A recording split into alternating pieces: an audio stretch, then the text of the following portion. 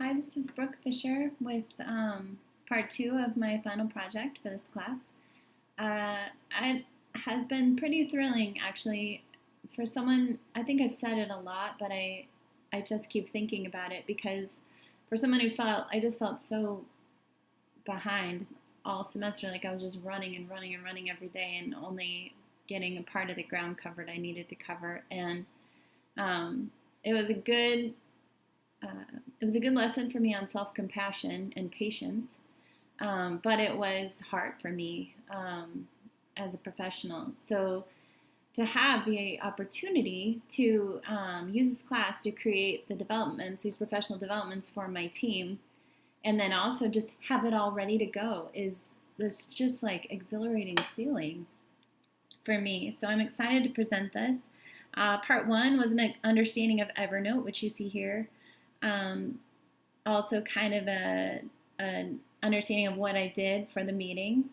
What I realized was what I loved about the meetings, which I guess I'll share that in the reflection and I'll show you what I did now. But basically, I took the feedback from the first meeting, what I felt like worked really well and what didn't work so as well as I wanted it to, and then use that to create the next set of trainings for this year. I also took and thought about the things that I felt like our staff could really benefit from learning, and as a team, like what we really could work on. And that was exhilarating. Most of those things, I think all of them actually fit into the concept of the inclusive classroom. That's pretty exciting. So I'll go into here first, meeting schedule and topics. Basically, I cleared all of these days. Our building is rented out quite frequently, so I had to clear all of this with our facilities person and make sure we had the space.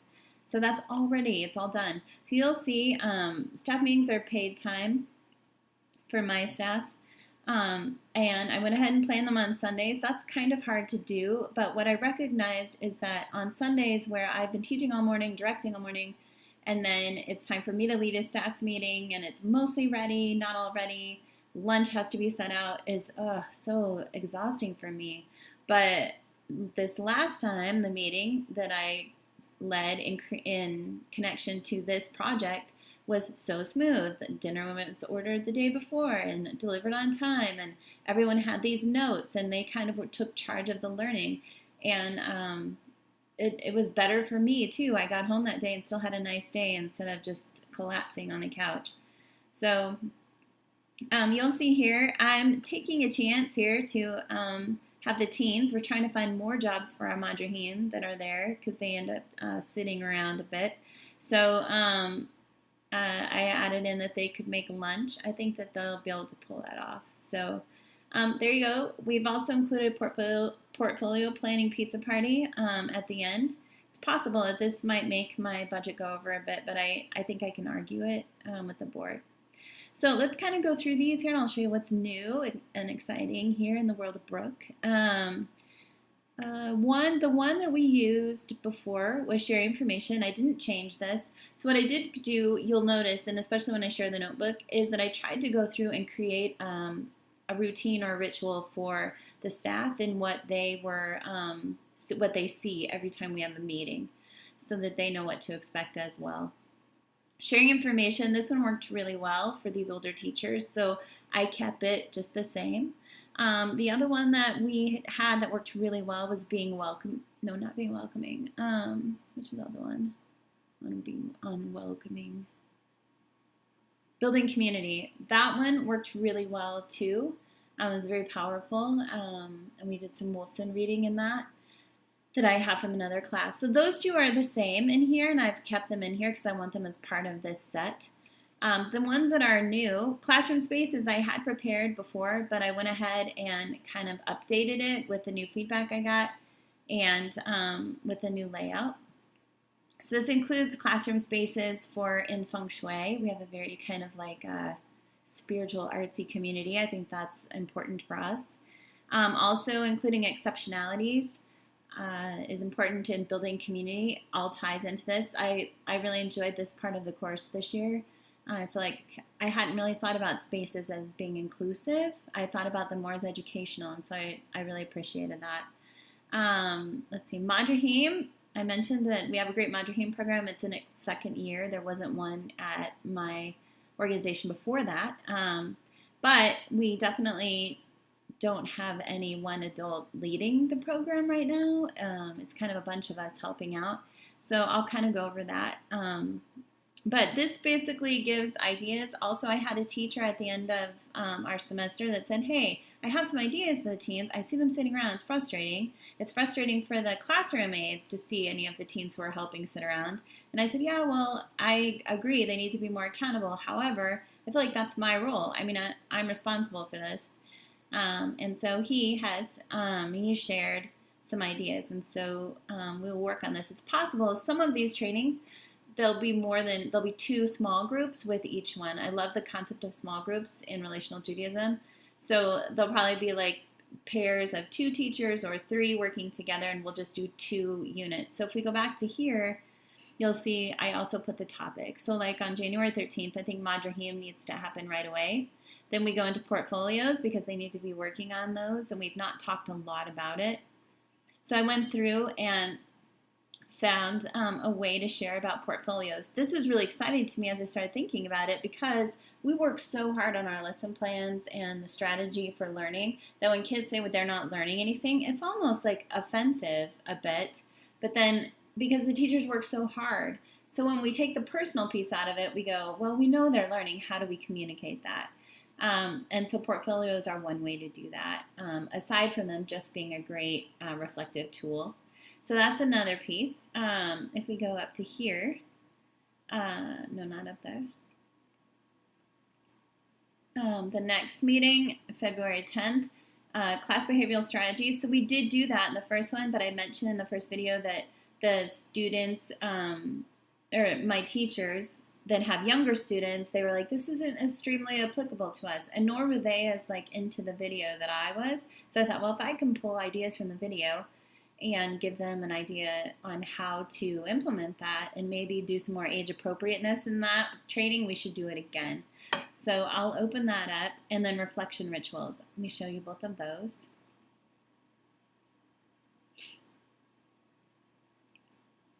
So here's a new design. I also used Stephen Covey,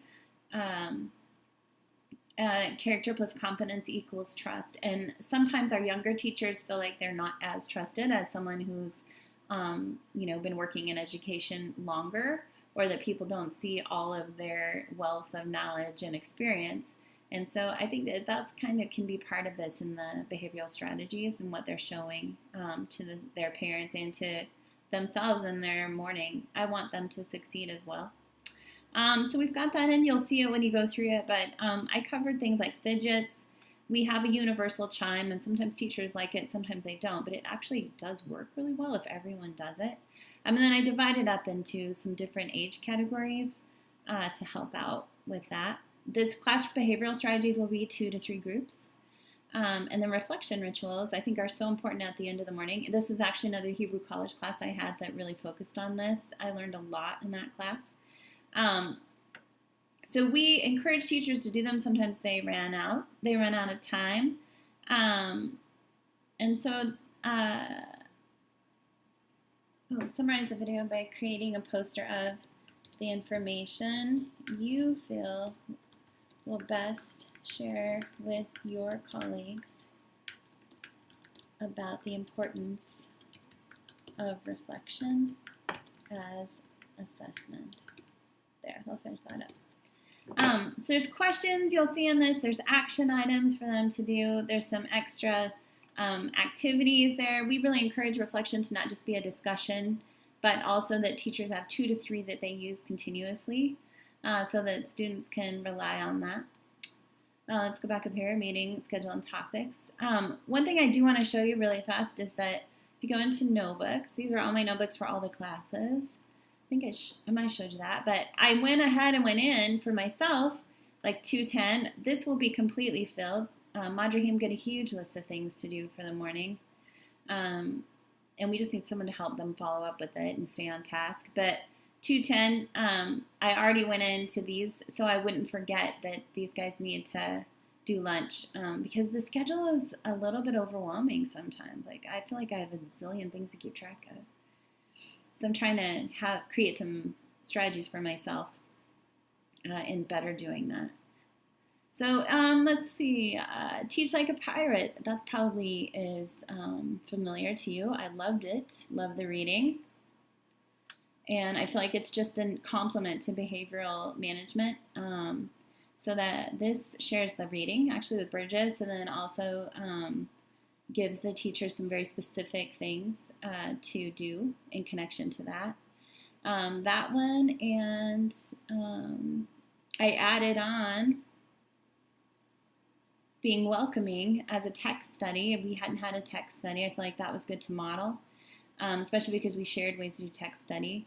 And then Disney, I love that Relational Judaism uses organizations that are not religious organizations as an example. I thought that they would really connect to that. And I also tied in Madrahim here to be able to make sure they feel welcome and part of our program, since we had Madrahim last month. There's the copies for that. The next meeting that we have scheduled is in April, Classroom Spaces. The third teacher, that was from the information in this class. I also use a feng shui for the classroom book. I think I already went through this one, but I just kind of started going in order now. And then the inclusive classroom. I wanted to take kind of this idea of what is an inclusive classroom based off of the trainings that I've done with them now. We're in April, so from January to April, and kind of highlight that, reflect on that, the definition of inclusivity and being inclusive, and then ways that we can look ahead for next year, already thinking about it. Other areas for us, LGBTQ, we realize that with some of our students, we don't always use the right pronouns or ways to refer to them, and the teachers are so want to be inclusive in that area and understand. Also exceptionalities, I use these two with Keshet and Matan kids. I think we can improve on that, not just in our classrooms, but as an organization. Our building's not huge, so I think that should be a focus. But I wanted to try to tie together this concept of being inclusive all around. So we had that, and then at the end of the year, also the classroom spaces and the inclusive classroom. So one of the things with the portfolio I tried to think ahead on was also a pizza party to plan. So that's 2 weeks in a row. I don't know who will be into that, but it gives them a chance before the end of our year to do their portfolios together. So I really like that idea.